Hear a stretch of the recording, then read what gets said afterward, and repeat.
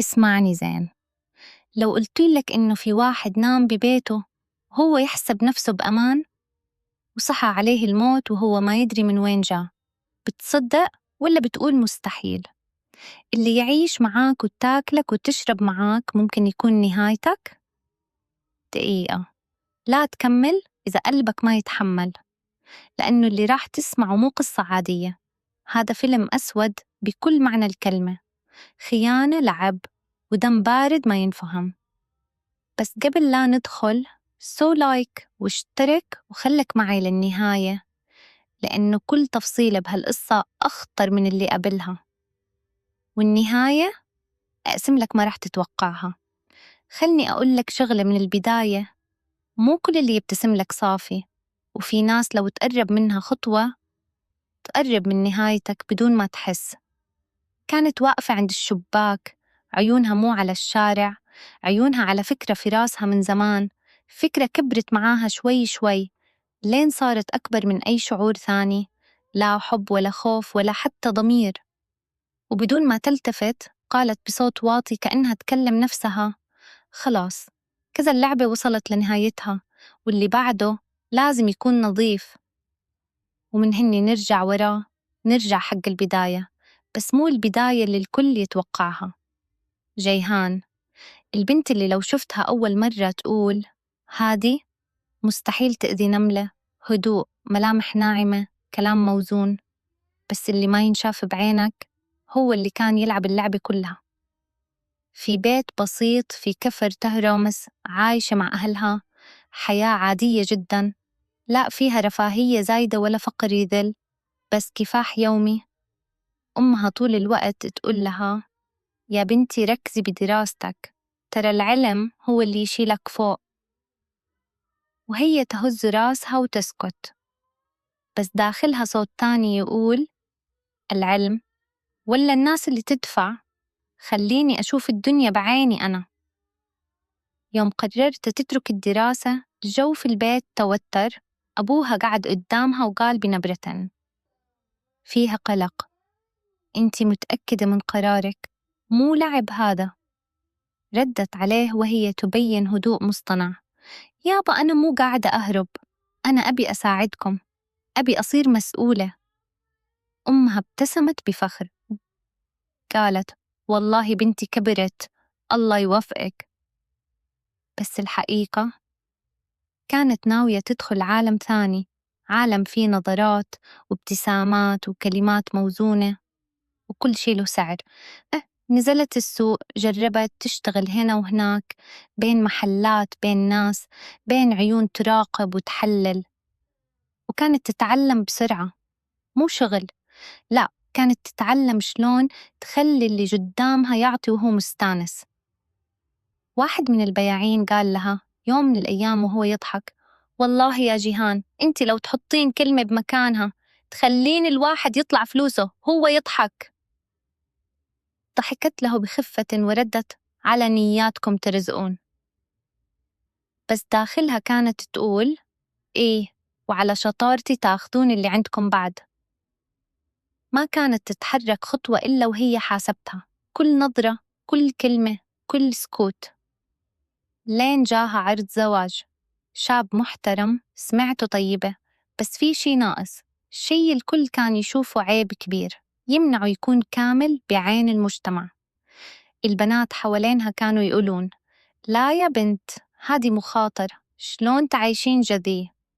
هي سكتت شوي وبعدين قالت بهدوء: مو كل شي ينقاس بنفس المقياس. لكن داخلها كانت تبتسم ابتسامة ما تنشاف: هذا مو عيب، هذا فرصة. أول ما شافته قعدت قدامه وهو مرتبك شوي، قال لها: أنا أبي أكون صريح من البداية. قاطعته بابتسامة هادية: مو لازم تقول شي، أنا فاهمة. سكت وارتاح وهو يحسب إنه لقى اللي تقبله مثل ما هو، وهي كانت تشوفه بطريقة ثانية تماماً، مو كشخص، كتباب. تم الزواج ولبست الأبيض، والناس كلها تقول: ما شاء الله، بنت رضت بنصيبها. وهي تمشي بينهم، تبتسم، تسلم، وكأنها داخلة قصة حب، بس داخلها كان في سيناريو ثاني قاعد يكتب.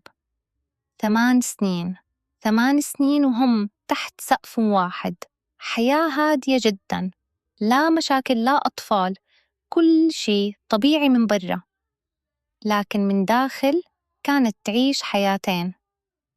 يطلع زوجها للشغل، تلبس، تطلع، تضحك، تتكلم، تشتغل بأشياء ما حد يدري عنها، وترجع قبل لا يرجع كأنها ما تحركت من مكانها. مرة قال لها وهو يبتسم: أنا حظي حلو فيك، والله ما قصرتي معي بشي.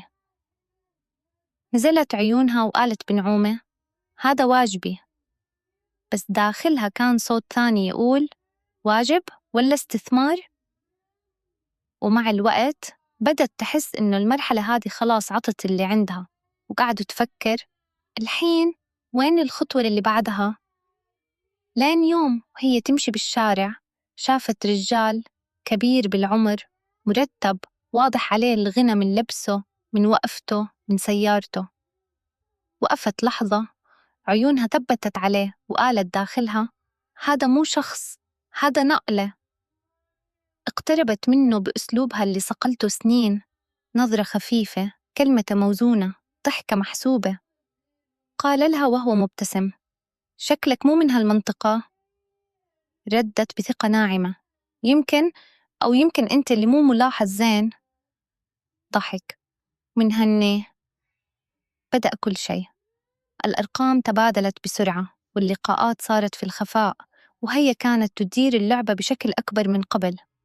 مو مجرد علاقة، لا، كانت قاعدة تبني مرحلة.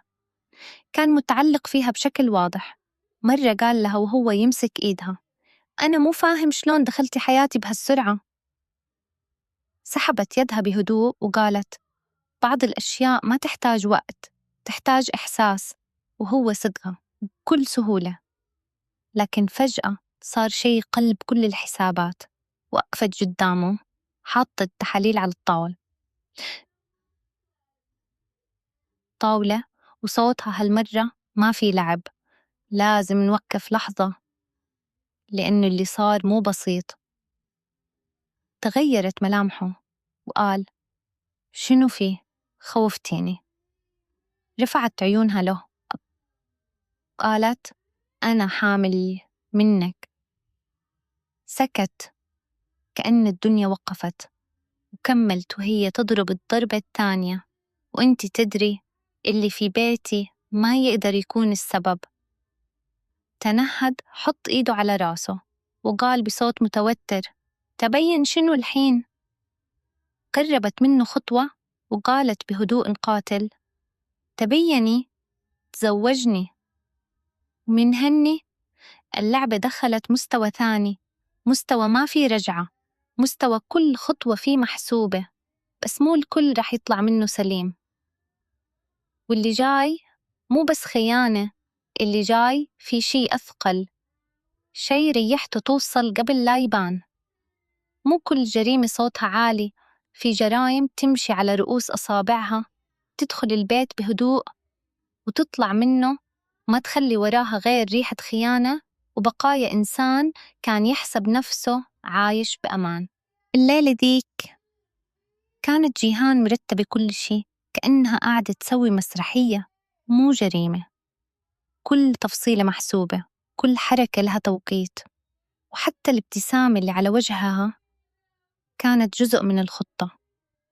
فتحت له الباب وهو داخل تعبان، ملامحه مرهقة، وقال وهو يرمي نفسه على الكرسي: تعبت اليوم، الشغل دابحني. قربت منه، صوتها دافي بشكل غريب: تعال، أنا مجهزة لك عشا يرد الروح، تستاهل كل خير. حطت له الأكل وصبت العصير، ويدها ارتجفت وهي تخلط فيه اللي تبيه. قعد ياكل وهو مرتاح، يطالعها بين لقمة ولقمة ويقول: والله يا جيهان، أنا محظوظ فيك، مو ناقصني شي. ابتسمت له ابتسامة خفيفة وقالت: دايم أقول لك أنا لك. بس الحقيقة كانت آخر مرة تقولها وهو حي. ما طول ثواني، دقايق، وجسمه بدأ يهدأ، عيونه تثقل وكلامه يختفي، لين انسحب للنوم بدون ما يحس بشي. وقفت عن طرف السرير تراقب أنفاسه، وبعدها بدأت تختبره. دبدبت برجلها بالأرض، حركت الكرسي، طاحت شي خفيف، ولا ردة فعل. قربت من وجهه، همست: إسلام، تسمعني؟ ولا شي. هني عرفت إنه الطريق صار مفتوح. طلعت من الغرفة بخطوات هادية وراحت لبناتها، عيونها عليهم لحظة بس بدون أي تردد. قعدت بينهم وقالت بصوت واطي كأنها تطمنهم: ناموا، ناموا زين. وقدمت لهم العصير، نفس الهدوء، نفس البرود. وما انتظرت كتير، تأكدت إنهم غرقوا بالنوم وسكرت الباب بهدوء. رجعت لغرفتها، مسكت تلفونها وكتبت رسالة قصيرة: الحين اطلع. ثواني وجاها الرد: أنا تحت. ردت عليه: لا تتأخر، وخد كريم معاك. دق الباب دقة خفيفة، فتحت. دخل إيهاب أول، عيونه متوترة بس فيها شي من التحدي. وراها كريم، شكله مو متماسك. قال كريم بصوت مرتجف: أنا مو مرتاح، في شي غلط. التفتت له جيهان بنظرة باردة وقالت: الحين تذكرت؟ ولا الفلوس كانت حلوة قبل شوي؟ سكت، ما قدر يرد. إيهاب قرب خطوة وقال لها: وينه؟ أشارت للغرفة: هناك، ونام نوم ما رح يقوم منه إلا بإذننا. دخلوا الغرفة، إسلام نايم، ساكن بشكل يخوف. لحظة صمت مرت، بعدها إيهاب رفع اللي بيده ضربة وصوت مكتوم. كريم صرخ: وقف، يمكن يموت. صرخت فيه جيهان بنبرة حادة: هذا المطلوب، خلصوا. ضربة تانية، ثالثة.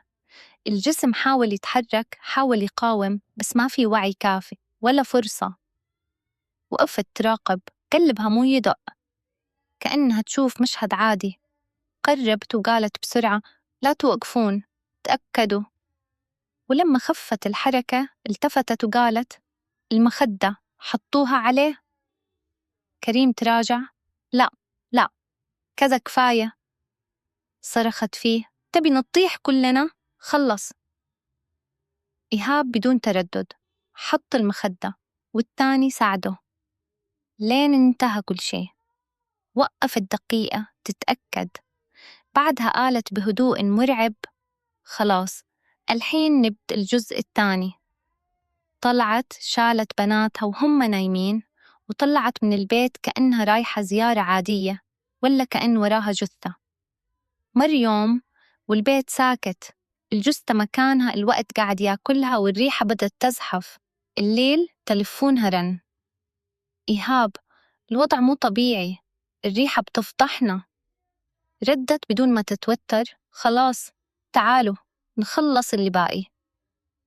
رجعوا للشقة. أول ما انفتح الباب الصدمة ضربتهم. كريم حط يده على فمه: يا ساتر، هذا شنو؟ إيهاب تراجع: ما نقدر نلمسه، مستحيل. جيهان ما قالت شي، راحت للبلكونة، طلعت جركن ورجعت وهي تقول: إذا ما قدرنا نخفيه نحرقه. سكبت البنزين بكل مكان، الأرض، السرير، حوالين الجثة، والريحة صارت تخنق. ناظرت إيهاب وقالت: ولع. تردد تانية، بس ولع. النار مسكت بسرعة والدخان عبى المكان. صرخت: يلا، كل واحد بطريق. بعدها بوقت بسيط كانت عند أهلها، ماسكة التليفون وصوتها مليان خوف مصطنع: ألو عمو، في حد يكلمني يقول الشقة ولعت وإسلام مو موجود. لكن الحقيقة كانت آخر واحدة شافته، آخر واحدة قررت نهايته. الأب وصل، فتح الباب، واللي شافه ما ينحكى. بلاغ، تحقيق، والصورة بدأت تتوضح. ضابط المباحث قال وهو يطالع المكان: الحريق مو البداية، هذا نهاية شي صار قبل. والتقرير أكد: الضرب، الخنق، وبعدها الحريق. الجيران قالوا شفنا شباب نازلين مستعجلين والكاميرات ما كذبت، الثلاثة بنفس التوقيت. القبض تم بسرعة.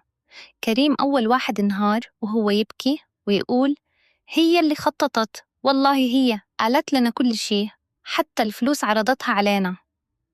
الضابط سأله والمخدة؟ رد وهو يرجف هي عطتنا إياها، قالت خلصوا عليه. القضية دخلت المحكمة وكل تفصيل انعرضت. جيهان واقفة هدوء غريب. القاضي سألها عندك شي تقولينه؟ رفعت راسها وقالت بثقة أنا غلطت بعلاقتي بس ما قتلت. التفت القاضي وقال الأدلة ما تحتاج كلام. الحكم نزل، تأييل مثل الحقيقة، الإعدام للثلاثة. الصالة ساكتة، الكل ينتظر ردة فعل. إيهاب نزل راسه، كريم يبكي، وهي واقفة ثابتة كأن الموضوع ما يعنيها. القصة ما كانت بس جريمة، كانت رحلة واحدة قررت تعيش بدون حدود، بدون خوف، بدون ضمير. كل مرحلة كانت خطوة أتجرأ من اللي قبلها، لين وصلت لنقطة ما فيها رجعة. السؤال مو شنو صار، السؤال متى تحول كل شي لهالدرجة؟ وهل فعلاً في حب ممكن يوصل الإنسان إنه يمسح شخص من الحياة كأنه ما كان موجود؟ نهايتها كانت معروفة، بس البداية كانت أبسط مما تتخيل. وهني تنتهي الحكاية، بس يمكن الأسئلة بعدها ما انتهت.